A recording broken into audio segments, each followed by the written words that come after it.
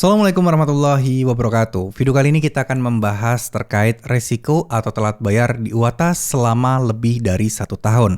Jadi buat kalian yang saat ini sedang galbay di UATAS, mungkin ini bisa dijadikan referensi, mungkin ini juga bisa dijadikan gambaran bahwa ternyata resiko galbay di UATAS atau telat bayar di UATAS seperti ini loh. Jadi yang 1 tahun aja resikonya seperti ini, gimana yang 1 bulan, 2 bulan, 3 bulan, dan seterusnya.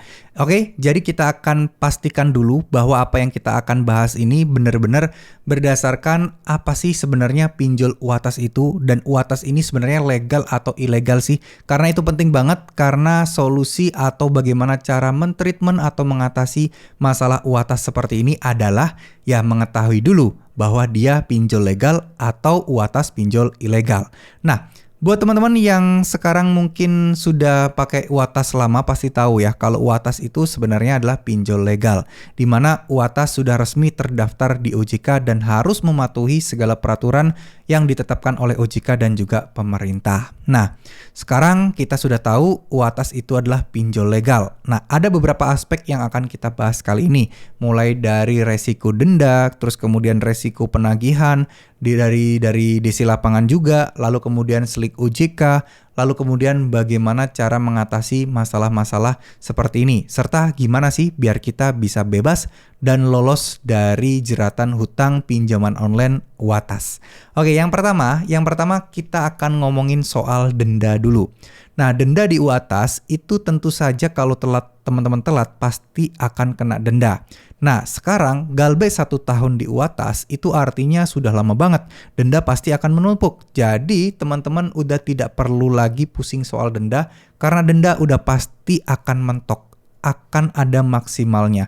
Nggak akan lebih dari nilai tersebut. Artinya kalau ya kalian galbay 10 juta, ya maksimal jadi 20 juta lebih sedikit.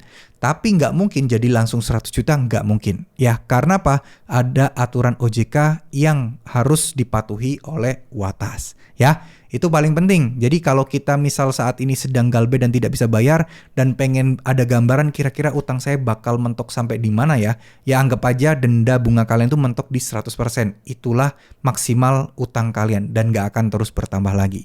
Nah, oke. Sekarang yang kedua, masalah denda saya rasa untuk telat 1 tahun udah nggak usah dipusingin lagi. Sekarang untuk yang masalah penagihan. Masalah penagihan ketika kita galbay di pinjol UATAS itu kita pasti akan ada ditagih dari dua sisi. Yang kita tahu kan ada DC yang di kantor ya yang menelpon kalian, ada DC yang dari lapangan. Nah, DC yang dari lapangan ini pasti datang ke rumah kalian. Cuman pertanyaannya, apakah UATAS sudah ada DC lapangannya? Apakah UATAS punya DC lapangan atau tidak? Nah, jawaban saya sampai sejauh ini masih belum ada DC lapangan ketika yang sudah telat 1 tahun. Nah, mungkin buat teman-teman yang sudah telat 1 tahun atau mungkin telat beberapa bulan sudah ada DC lapangan UATAS yang datang, bisa tulis atau sharing di kolom komentar ya. Dan saya rasa masih jarang sih UATAS datangin DC lapangan ke rumah, itu masih jarang banget. Dan informasinya pun juga masih belum begitu valid terkait masalah banyaknya DC lapangan yang ada dan bersebaran di kota-kota tertentu. Nah, oke. Untuk masalah penagihan, ini sudah pasti teman-teman banyak akan mendapatkan penagihan secara online, yaitu secara telepon, secara sosial media pun juga kemungkinan ada, lalu kemudian soal ke WA, email, dan seterusnya. Yang paling ngeselin sebenarnya ke sosial media sih, padahal kan kita harusnya tidak ditagih di sosial media, tapi ada beberapa oknum yang menagih ke sosial media. Nah, ini kita nggak ngomongin soal UATAS aja ya. Hampir kebanyakan pinjol kadang kalau apes ketemu oknum-oknum DC yang tidak bertanggung jawab, mereka akan menghalalkan segala cara seperti itu. Dan ini harapan saya tidak terjadi di sana ya. Jadi buat teman-teman sekalian yang sekarang sedang galbay di UATAS, tetap gak usah takut masalah penagihannya. Insya Allah semuanya akan baik-baik saja. Insya Allah tidak akan ada hal yang buruk akan menimpa kalian. Oke? Nah, sekarang bagaimana solusi dan cara menghadapinya? Masalah penagihan mungkin adalah masalah di garda terdepan yang harus kalian ketahui dan harus kalian bukan manfaatkan, tapi lebih mantepkan gitu loh. Dimana ketika kalian masih tidak ada uang dan belum bisa membayar, ya udah galbay aja dulu.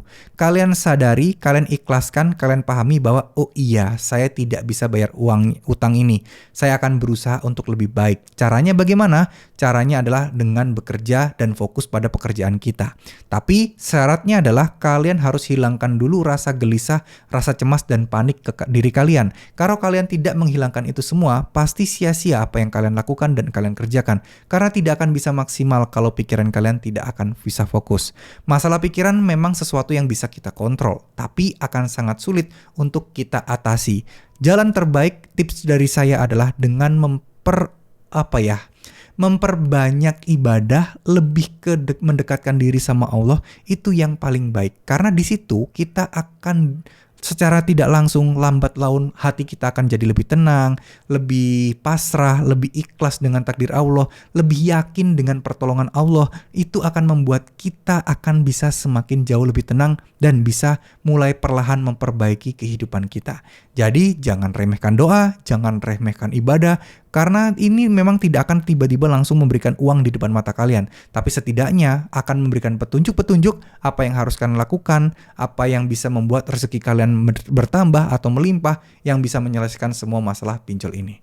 Ya, terima kasih, tetap semangat, mohon maaf jika ada salah-salah kata, tetap jangan takut, tetap kuat. Semoga teman-teman bisa sehat selalu juga untuk bisa mengatasi semua ini. Amin amin ya robbal alamin. Terima kasih, wassalamualaikum warahmatullahi wabarakatuh.